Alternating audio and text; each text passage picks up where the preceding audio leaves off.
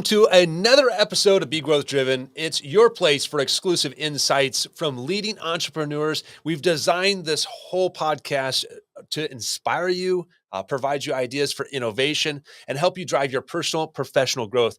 And today I have a special guest, a good friend of mine, Kelly Charles. She's the CEO of Big Mattress Outlet. A little bit about her, and I'll let her explain. She gained her fame as the coupon queen on TLC's Extreme Couponing. So, talk about being able to look for a deal. This is your gal. But really now she's the closeout queen, is what I have on my notes here. She transitioned from couponing to becoming the CEO of Big Mattress Outlet and funded her business using savings from couponing. So imagine building your business completely from the savings that you have from couponing. I'm looking forward to hearing this story. And she's positioned Big Mattress Outlet as one of the leading mattress retailers in the nation, and she is poised for growth. And so without further ado, I want to welcome my good friend, Kelly Charles. Kelly, welcome to Be Growth Driven. So Thank happy you to so have you much. here. What an introduction, man! A lot to live up to here. Well, you got this. I mean, that's just with being the coupon queen to the closeout queen. I mean, surely you got this. I am a sucker for a deal. I'm telling you what, it's a weakness. It's in my blood. My mama was a bargain shopper, and I don't know any other way to be. Right. Well, how did you get started on that? I mean, obviously we're talking about things that are helpful for entrepreneurs, but sometimes we just got to understand the journey of Yeah. where they're at now. How did they get there? Because that gives people the path that they can take over as well. They can see it's possible. Like, what got you into, first of all, this whole thing of couponing, and what led you to TLC? Well, to your point, I mean, sometimes you don't know where life's going to take you. So, at the time, it was just a necessity. The times were tough. We had 3 teenagers at home. Gas was super expensive. My husband and I were both driving a long way to work, and there was a little bit of a fuel shortage for a short time. And, there was a very real situation where we're like, okay, we can put fuel in the vehicle to get to work. No guarantees that we're going to be able to get back. I mean, everybody's had these hard times. Right. So we were going through one of those. And I'm like, okay, I am going to coupon. My mom used to do this, Mhm. and I watched her. I know how to save money. We'll quit eating out. We'll just really just buckle down and save money in every corner that we can for the household. Right. So it totally was a necessity thing. And at the same time, this TV show there's a pilot that had aired, Extreme Couponing, and it was just, it was a pilot. So we didn't even know it was going to be a series, but we watched it. And, so I'm couponing, you're just saving money for the household. And my husband's like, oh, you should do a shopping trip like that, like we had seen on TV. You could totally do that. So also at the same time, I had a little Facebook following, a Facebook page. I had a blog online that I was writing because I was trying to write a book. And so I was trying to obligate myself to, like writing every day. And so all these things are happening at one time. And so I did the shopping trip, got the big massive shopping trip, not for TV or anything, but just for the sake of being able to put it on my blog and my Facebook page, and got a lot of a following from it. And so people were asking questions, and somehow I can't remember how, but TLC, I heard that TLC was taking auditions for the show. And so I sent them like a little video, 30-second video, and they called and accepted me to be on the show. And so yeah, and then I could get into the whole story of how that blossomed into the mattress business. But yeah, to answer your original question about the couponing, it was just like so many things are in life. It's just out of necessity. Like we just Right. needed money to feed the Well, and kids. that's, when we think about like entrepreneurship, sometimes you start a business just simply because you're like, I got to provide for my family. And so I'm going to, I know when I started First Direct, it's like my main focus was I got to provide for my son, my wife, and that's my desire. So sometimes these things of necessity, they lead us down paths that we never can imagine where that journey is going to take us. So, I mean, how did you get into the mattress space? Because that's how you and I have met, Yeah. is in the whole mattress space. We met through the fam. Yeah. And recently we spent a lot of time in Palm Springs, California at the FAM's Dream Camp. And so if you're watching here and you're in the mattress space, you gotta make it to Dream Camp. Yes, you A do. little plug for Mark Kensley. So how did you get into the mattress space, of all things, from couponing to mattresses? Well, I was in the mattress space at the time I was couponing. Okay. My job was at Simmons Bedding Company at the time, working in Atlanta. We lived in a little town called Adairsville, Georgia, so it was quite a commute back and forth to Atlanta. Hence the problem with having to deal with fuel getting back and forth to work. So I started with Simmons in '99, and this couponing thing I was doing in like 2010 and 2011. And so I'd already been in the mattress business for a long time. This was just the couponing was just something I was doing to make ends meet for the family. Right. Right. And it wasn't another job or anything at the time. It wasn't even a side gig. It was just I was just being a mom, just shopping Yeah. for the family and cooking meals and prepping and trying to budget the household. But how I got in the mattress business was the way so many of us did, kicking and screaming. It's like, I Right. don't want to do this. I was working in a clothing store in a mall, and I was a store manager, and I developed a really close relationship with the VP that I reported to. She was recruited by Simmons, and she recruited me to come follow her at Simmons and be a store manager there. And I'm like, that's the most boring thing in the world. Why on earth would I want to go from clothing in a mall Right. to selling white rectangles? That just sounds like the most boring job I can imagine. But she came back and forth a couple of times, and the money was a little better. The schedule was better. And she said, I tell you what, next year, we'll have a position open at corporate. You don't have to be a store manager. If you can just do that for a few months, I'll move you into this corporate position. And so then it piqued my interest, because suddenly that's a Monday through Friday job, not working weekends. It gave me more Right. time as a mom with the kids, and the schedule made that make a whole lot more sense. But the whole time I'm thinking, this is going to be temporary. I am not selling mattresses for very long. And here we are. No, and it's like I can relate with that, because it's like when I started doing what I'm doing, I'm like, oh, well, this is just a small little blurb on where I'm going, Yep. and so that's it's always interesting, kind of. So how did you go from Simmons to now decide, hey, listen, I'm gonna take over or start my own thing, or I Yeah. believe, how did that come about? Did you how did that So transition happen? I've always kind of had an entrepreneurial spirit, but I don't think I identified it as that early on in my career. I just knew that I didn't feel like I fit the mold, fit the core. Geez, I really can speak, y'all. I actually can use words. They can come out in some sort of coherent fashion most of the time. I knew that I just didn't fit the corporate mold. I didn't play politics. And I realized really quickly that I could be good at a job that was given to me, but I wasn't going to climb the ladder, because I didn't play the politics that was required to do that in a big Right. corporation.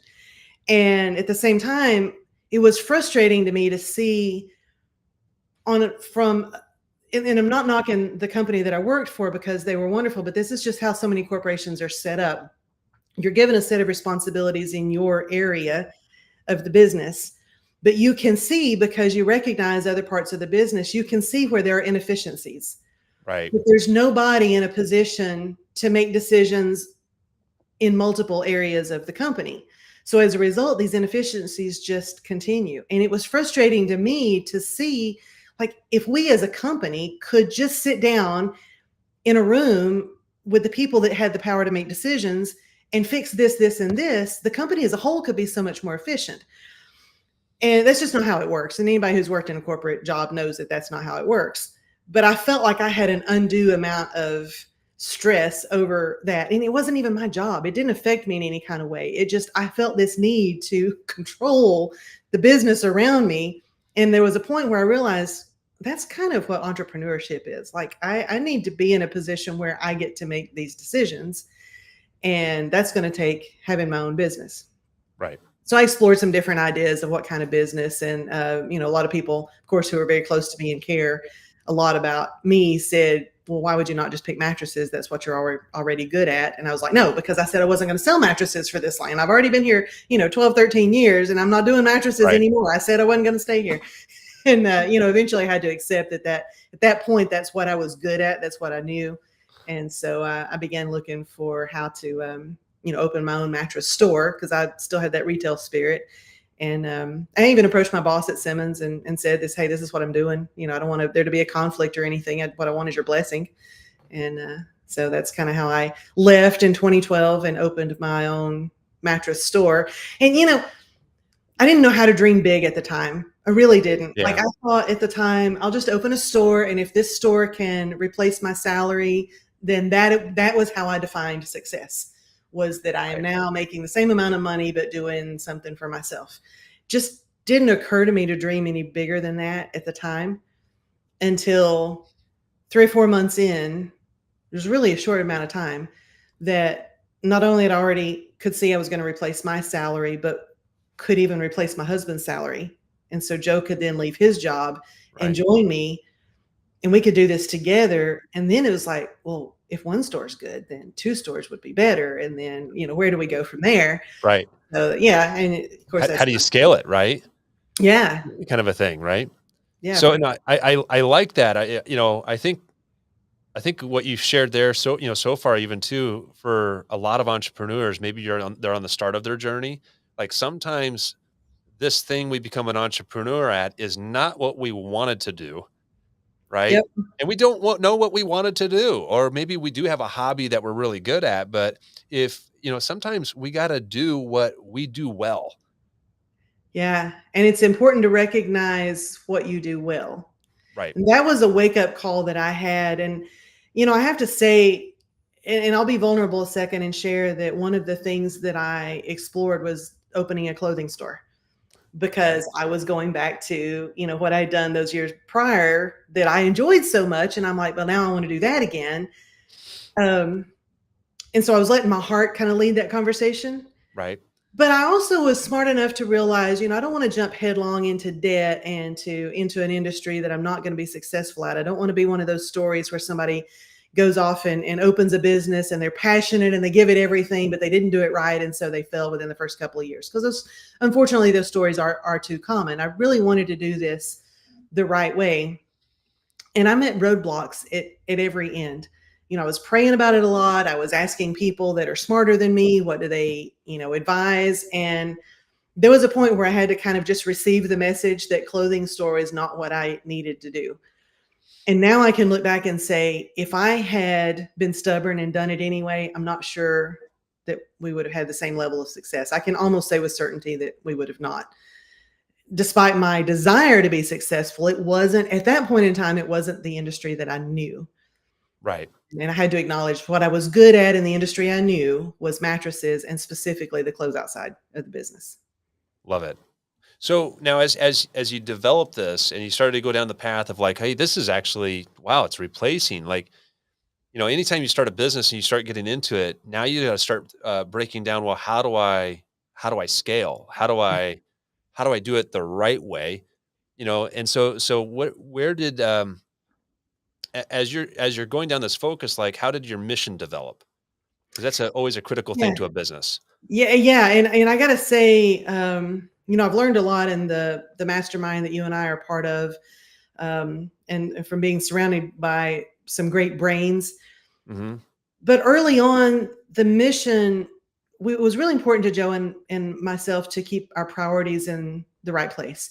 And so for us, family, we wanted to be sure that we were there for our kids. We wanted to be sure we got to go to the ball games, and we got to go to the school events. We got to be present for them. And we recognized that if we tried to grow at that point in time for us, if we tried to grow too much too fast, we might miss some of the most important years of their lives trying to grow a business, because it might take so much of our attention and time. And so we made a conscious decision as a couple and as a family to put the family first, as long as we were providing and making a comfortable, living for the kids, that we would limit ourselves to a certain number of stores. And that when the youngest graduated college, that's when we would focus fully on expansion. So we actually stayed very comfortably at 2 and then 3 stores for years, knowing that we had the ability to grow. Now at that point, we knew how to open a store. We knew the formula that worked. And it was tempting. It was so tempting so many times. I my husband can tell you, and the family can, we'd be in another town, and I'd pass a for lease sign on a building, and I'd be like, that'd make a great mattress store. And as I'm craning my neck, forcing myself not to take a picture of it to call the number later, because I'm like immediately imagining the demographics of this town. I mean, because that's part of what I'd done for Simmons too, was working on their outlet stores nationwide. So you develop a sense for what is a good retail location for the product that you're offering. And it was a struggle. That was the biggest struggle I had, was not growing over those years, Mm, because I felt like it was, I wanted to keep the family first. right, Um, and so it was actually really exciting. Not that we were happy to, kick the last kid out of the house. It wasn't like that. But there was a right, point where I was like, finally, I can kind of unleash some of this pent up zeal to expand the business. And so then started the conversation of, how do we do it? Do we open more stores that we own? Do we franchise? Do we license? I mean, what's the path forward? And that's what being a part of the mastermind and Dream Camp and the fam has helped us clarify the vision of what we wanted. Because sometimes that you think you have a clear vision because you think you want to grow the business and you think that's the vision. right. And you Yeah, need it to be pointed out to you that that's not 4K, that's not high definition. Like, you got to nail down the full scale picture of where you want to go before you can really map the path there. right. Well, what you're talking about there is getting the vision clear, right? Yeah. Because your mission on how you do your business is one thing, but then the vision is the big dream forward of how are you going to actually, what's that final destination look like? Um, is it a, what's the big goal? Like, what's the impact that your Yep. business is going to do? So, now what's along that journey. What do you think are the key elements that's made you successful in keeping really disciplined? Because you and Joe exercised a tremendous amount of discipline, trying to put priorities where you wanted to put them. And I think that's the other important part, is that as you grow business, you don't lose what matters most. Yeah. You really focus, because your business could all of a sudden take off. And I've heard the adage go along the lines of like, hey, money only accentuates what you are. And so if you got some rough spots, that gives you that opportunity to even polish those things. But, kind of going back to, like, what are some of the big daily habits you could say that's helped you be successful to maintain this discipline? Being committed to constantly improving in the business has Yeah. been one crucial step. Because it's real easy, I think, when the excitement of opening that first store, and especially a couple of months in, I mean, you're not, heck, 2 months in, I'm not expecting to turn a profit. I'm expecting to barely be able to keep the lights on with such a new business, and to be already turning a profit. It would have been really easy to sit back and just say, okay, we did it. Open a successful store. This is how it works now. And in hindsight, one of the really important ingredients was constantly, okay, well, if this is working great, then what could be better?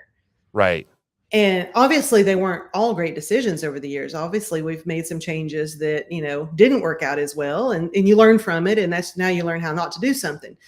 But the important thing was, there's always motion, and there was always commitment to our business. There was always the unwavering willingness to do what it took. And if what it took meant that I'm tired and I'm fighting a migraine, but we've had a busy day at work and I need to run to the warehouse to refill the stock for tomorrow because I'm expecting another busy day, but all I want to do is go home and get in the bathtub and, eat ice cream. Well, you do what it takes to make the next day Yeah. work. And that's the things that sometimes people don't see behind the scenes, because they come in the store and they see your smiling face and they don't realize that you didn't get home till 2 a.m. the night before, because not because you're out partying and celebrating your success from the day before, but Right. because you were out, prepping for the next day or whatever. I mean, we've got pictures of Joe and I running, our pickup truck with a trailer behind Yep. it, running to get mattresses and move things around as needed. But that's the part that it takes. And that's the part a lot of people don't see, is not ever letting any kind of laziness set in, or complacency. Right. Right. Always be, not be complacent with where you are, but always be committed to, how can I be better? And then just dig in, make it happen. Do you think it's keeping, because I would imagine that you and Joe have put this pin in the sky, so to speak, and say, this is where we're going, and that's the big dream. I always think of it like it's the big dream that I need to have. I'm never going to be able to explain it fully. Perhaps I'll come close, but it's that commitment to that one big pin in the sky. Is that Yeah. is that kind of what you're talking about? Yeah. it never occurred to us, even though we felt like we have marketable skills and we could certainly go get a job at another company, and probably get great jobs at other companies. It never occurred to us to, well, this is too much work. I'd rather go back and work 9 to 5 and be able to leave this, in the office. It just, that never occurred to us. Once we made the commitment that this is what we're doing, then it's like we're in it. And some of it is a stubbornness. Call it a stubbornness. I created this thing, and then Joe joined me very shortly thereafter. Literally, I've opened in August of 2012, and he joined me in December. So, I mean, he's been there with me this entire journey, and so that's been a unified vision between us. And not once has there ever even been a conversation about the possibility of one of us going and getting a job elsewhere. It's like, no, we're doing this. This is not going to fail. So here's a question I got for you, because Uh-huh. you work with your spouse, I work with my spouse. Has Yep. it always been lovely? No, I mean, any day, anytime you work alongside your spouse, we've learned a lot. And Joe and I don't fight. We don't. We're just not the fighting type. We hate the emotions behind, arguments or anything. But we've also learned a lot about how to work together and Right. not butt heads. We've learned how to assign roles and to stay in our lane. If Joe's got a set of responsibilities, it's real easy for me to step in, and even though this is his area, it's easy for me to look over into that area, into that lane, and say, well, here's how I want you to be doing that. And that leads to button heads. And Okay. likewise with him on my side. So we have to kind of define what our roles are. But inevitably, because we own the business together, there's going to be some crossing of, um, everything is not clearly defined. There's going to be times when Yeah. both of us need to be a part of a decision. Right. So we've learned kind of who gets the 51%. Right. Yeah. Somebody's got to have it. Somebody's got to have it. And it makes the conversation a whole lot easier if going in, you can say, I'm giving you the 51 on this, but I really want you to hear me out and what I have to say. Because then Like that. going into the conversation, it's not even, the other person knows that at the end they're going to get to say, this is not going to turn into an argument. So it opens up a lot more listening and a lot more understanding between us. I would imagine that allows for a lot of commitment, because a lot of times, I've heard the statement, and I've even used it. I'm like, I may be wrong, but at least make it Joel wrong, not, you know, Yeah. and because I've always believed too. It's like, even a wrong decision sometimes in business can be made to work right with Yeah. focused effort behind it. Yeah. Like, yeah, we probably shouldn't have done that before. It still worked out, but we probably shouldn't do it again. There's a better way. And then I'm a big fan of too, like I'm an action taker. Yeah, Yep. I don't want to sit in the spot of talking about it for weeks on end, and rehashing the pros and cons and over Yep. analyzing, and this paralysis by analysis. No, I'm like, let's take action. I'll Yeah. give us an hour's worth of conversation, but then I'm doing something in one Yeah. direction or the other. Like I'm moving forward. And if I'm wrong, then okay, well then by the time we've could have had all these other conversations, I figured out I'm wrong and have turned the ship or whatever. But Yeah. I'm just an action taker. I can't sit on my laurels and not be doing Love that. something. I'm a big believer in this. Like I'll say oftentimes, it's like, hey, there's no time like the present. That means now. Let's Yeah. go. I want the first version of whatever we're working on that I can say no to, and don't get sad that I'm going to say no, because we're going to say no, Yeah. and make changes, and we go quick. And the speed, speed to action is always going to bring success. Yeah, and we do a lot of brainstorming, and this was actually, and believe it or not, brainstorming seems like that's like should be the easiest thing that you do, Right. because there are no rules with brainstorming. Right. We had to learn how to do it because what we were doing with one another was not productive. We were both guilty of, in our brainstorming session, soon as a bad idea comes out, shooting it down. Well, that's not what brainstorming is. And so we had to kind of realize that when we sit together and we're just spouting out ideas, that there are no wrong ideas. This is about volume and not about quality. We're just, because sometimes, like when you spit out an idea, as it's coming out that it's a bad one. You don't need the other person to shoot it down, because now you don't want to spit out the next idea, because you feel like, okay, now I got to be sure I really think through this one, because the last one got shot down. So yeah, just learning how to, and we've come up, now that we've learned how to do that, we've come up with some great ideas that spring from these brainstorming sessions because we've developed the ability to talk through stuff.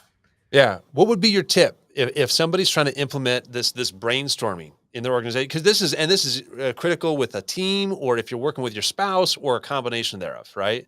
Because Mhm. you and I both work with our spouses and team, and so we want fresh ideas. Like, what would be your recommendation? Like a couple actionable steps that have made this successful for you. I think you have to make it very clear that there are no rules with brainstorming. It's about volume. It's about volume, and no criticism is allowed. You are not allowed. Nobody is allowed in a brainstorming session to criticize. If it's a stupid idea, everybody in the room knows it's a stupid idea. You don't need to say it.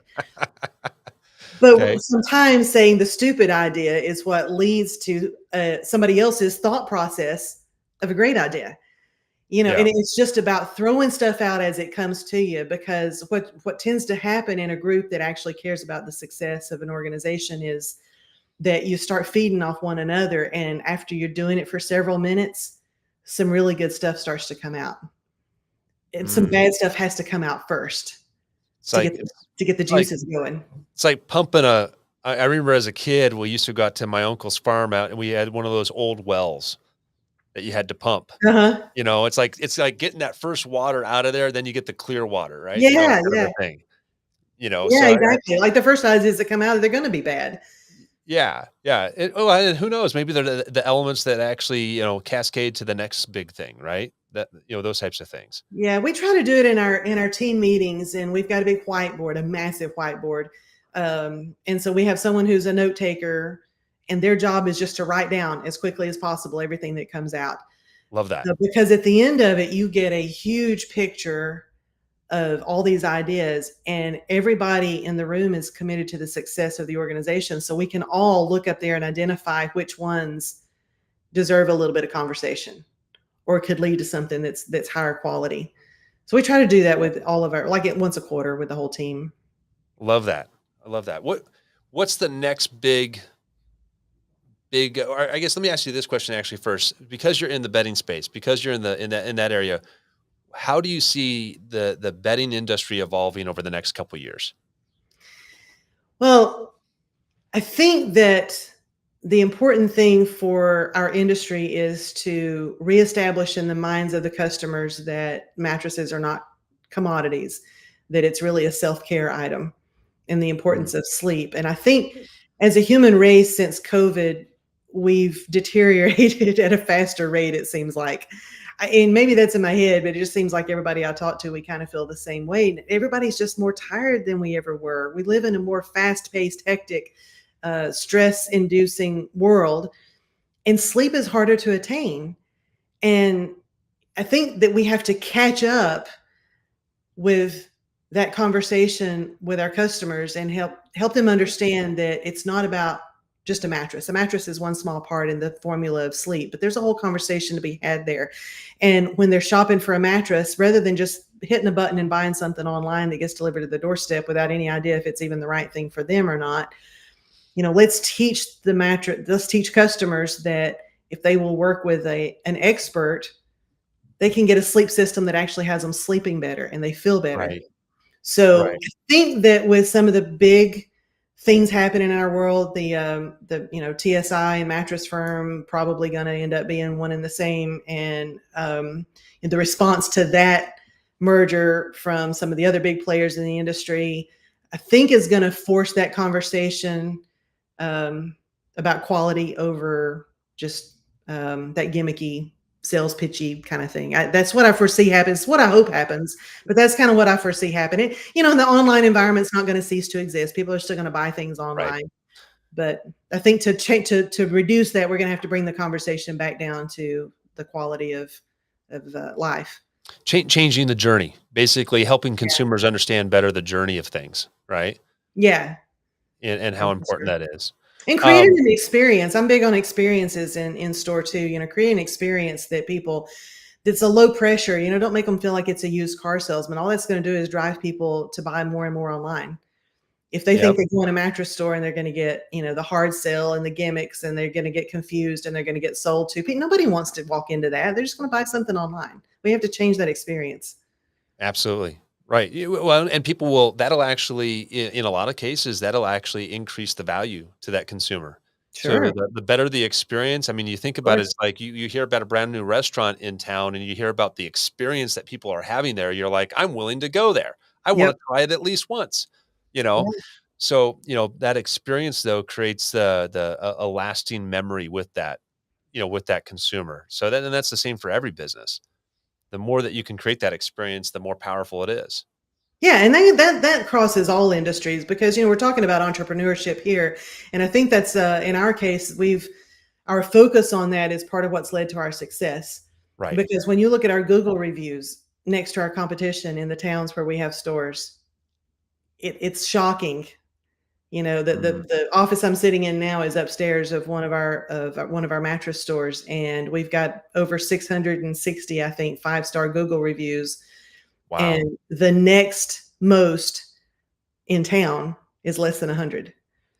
Oh, wow.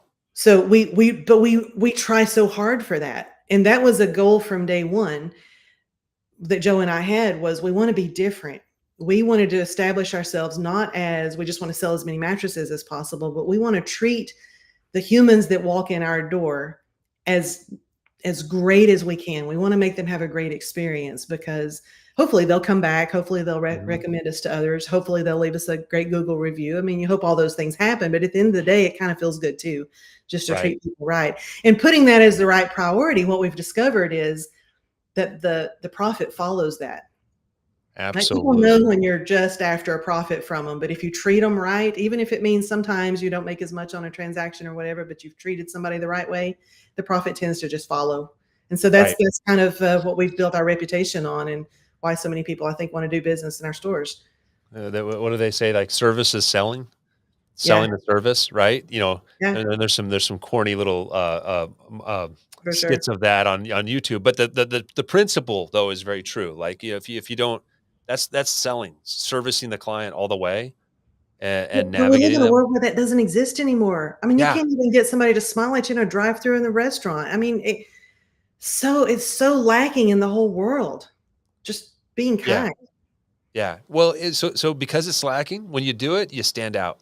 Right, and Absolutely.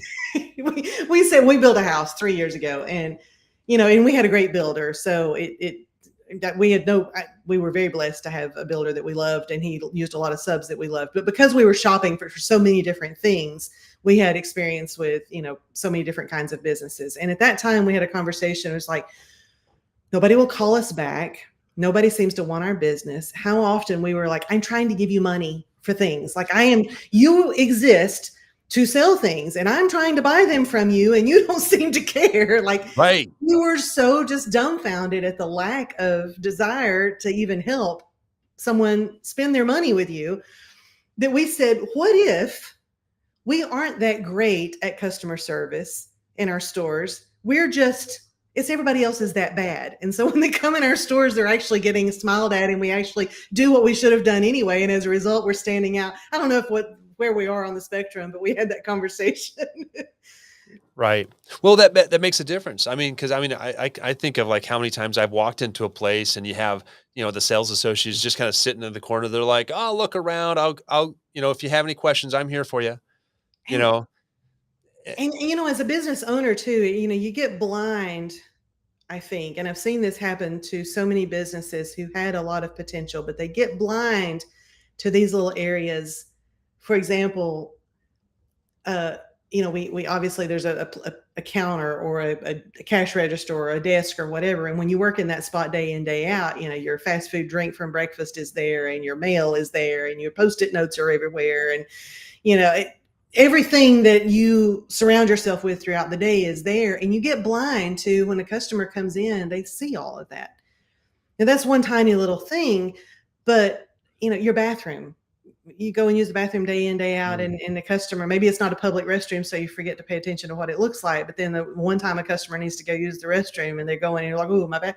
Just little thing. You're cleaning the front windows, the door handle where people walk in and out, if it looks filthy, if there's handprints everywhere, little things that are so easy just to overlook. But the customer, it's not that they maybe identify each one of those things, but when they all exist together, the customer doesn't get a feeling that this is a nice, clean, you're not taking pride in your business. Right. Yeah, no, absolutely. It's the little things that make the biggest impact. Absolutely, it does. Y That's so important in entrepreneurship, whether you get a retail storefront or, you're an online business and you answer the phone. What is your tone of voice like when you answer the phone? What is your voicemail? How hard do you make it for customers to get in touch with you? All the Right, little contact points, those are right. all where the magic happens. Yeah, I love that part there because it's like that if you make it more difficult for someone to get to a live person, they just give up. They're so used to, being pushed down an automated sequence and so however you create that experience, if you gotta make sure that you're putting yourself in the customer's shoes. Would you want to go down through that? Yeah, You know, would you want to be routed 5 different ways before someone gets a hold of you? You get yeah, a hold of someone that you can help you out. yeah. What what is the topic? I got kind of to kind of probably recircle back. One of my last questions I have for you. What daily habits do you think have contributed most to your success? I wish that I could tell you that I am an extremely organized person and that I get up at 5 a.m. and I do my workout and then I go fix a healthy breakfast of It's not that. That's not it. No, Uh, it's just not. I am so super disorganized, but I think some daily habits that make for success are not all related to the business that you're in. I have a routine. We get up about the same time every morning, but Joe and I, it's really important. We have our coffee together in the mornings. And so we sit for about an hour. We may or may not even talk during that hour. I'm not much of a talker in the mornings, but we at least are sitting next to one another in our living room. It's kind of our time. Um, I read in the morning first thing, kind of get my brain going. I don't hop right into work stuff. Um, the team calls that we have to kind of keep everybody. It's because it's easy as a leader sometimes to go on about your side of the business, mhm. and so you forget that your team needs to hear from you constantly so that they feel a Right. part of the team. So you need to lead them. And it's nice if you can kind of start off every day with some sort of message. It doesn't always have to be a hurrah, go team kind of message, but just something to Right. let them know that, hey, I exist and if you guys need me, I'm here.